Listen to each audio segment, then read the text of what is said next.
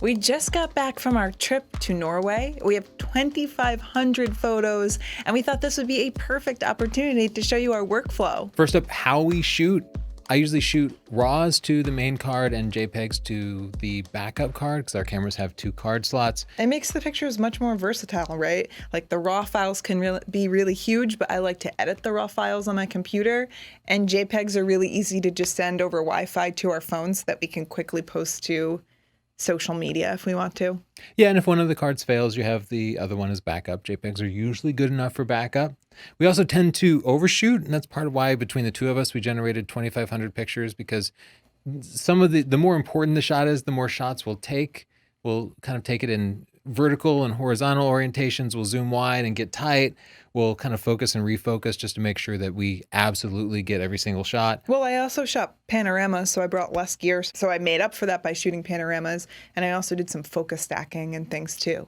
Yeah, and I shoot a lot of time lapses. So there are different techniques that involve creating many different shots. But fortunately, when you have a good computer, it makes it fairly easy to go through those pictures, so you don't have to spend hours and hours on your computer. You can sort through them and just find that one shot that's the best, and that's part of what we're going to be showing you.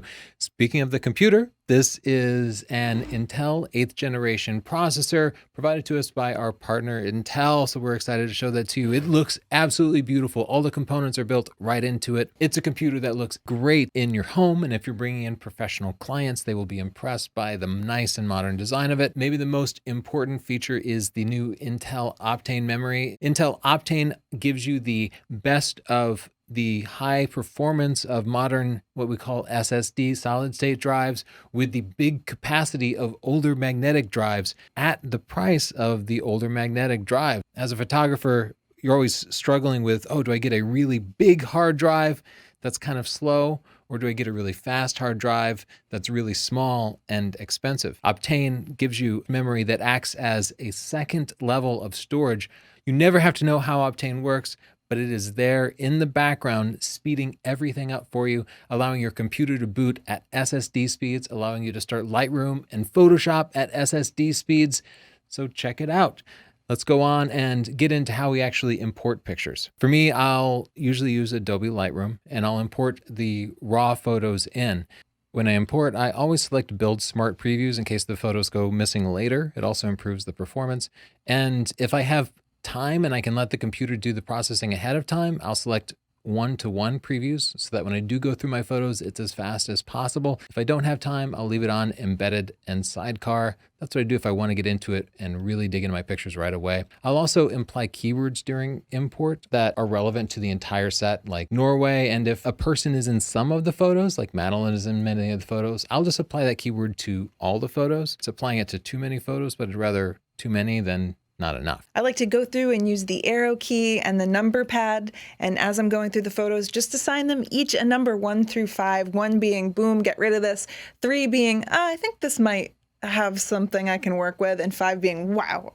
Like 5s are very rare for me. And that way there, when you go back later to your catalog, you don't have to go through every single photo. You're just going through the ones that are workable to your favorites. I'll start out in the library module here looking at the thumbnails of my pictures. I think with modern photography, the thumbnail is super important because people see thumbnails on Instagram. They see thumbnails on any social network. Real talk. Do you start at the beginning and go all the way through your photos, or do you hunt around for ones that you think might be your favorite first? There is that. When I'm shooting, sometimes I will, in camera, rate it with a number of stars. Yeah. And then I can quickly jump through and find those that have 3 stars right away. Because I do get really excited and I just want to see that, like, oh, did it actually turn out? Because you never really know until you get it on the big, beautiful monitor. But besides that, I always start by looking at thumbnails because like we had some pictures here in the airport. I had my camera in black and white mode a lot, so that's why you see that.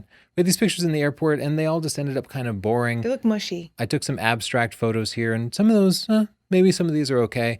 But for the most part, you're going to be able to see the best shots in a thumbnail. Just looking at the thumbnails, this picture looks awesome, right? So right away, I would give that one a good 4 stars. Oh, you really like this one. I really like this one. Okay. And I always go through and rate as many pictures as possible. This gives me a chance to see just my best work and decide which pictures I want to dedicate more time to. I'll often find too that I've liked multiple pictures that look really similar, and usually I find one has a better focusing point or better color. I like to really cut down my photos to as few as possible. If you look at this first photo here, this one looks good. The second photo, a little bit blurry. The third photo, different head tilt. Here we have a little bit of a smile. People move, and by taking consecutive shots like that, one of those shots is always going to be a little bit better than the others, and you can decide that after the fact. So now that we've found our favorite photos, it's time to actually try to improve them a bit with a little bit of editing. I like to start first in Lightroom and do some basic edits. So this is where I like to play with the exposure, play with some contrast,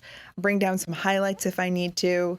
That's usually the type of stuff that I do in Lightroom. And then I pull it into Photoshop if I want to really play with color, remove anything with the clone tool or content aware fill. For example, here, I feel like I love the bright light in the background, but I think it's a little bit distracting because our foreground is a little darker, so I might just play with the exposure and just kind of bringing down the highlights in that part of the picture. I'm bringing down the black point to get a little more definition in the sun rays. Lastly, we got to just check every part of the photo and make sure we've done everything we can in Lightroom. And then after I'm sure I've done everything I can in Lightroom, that's when I carry it over to Photoshop. The reason I use Photoshop last is that Lightroom is never destructive. You can undo all your changes at any point, even days later. Photoshop is different. It's a little harder to undo things, and it always saves it as a new file, so you lose all that nice raw data.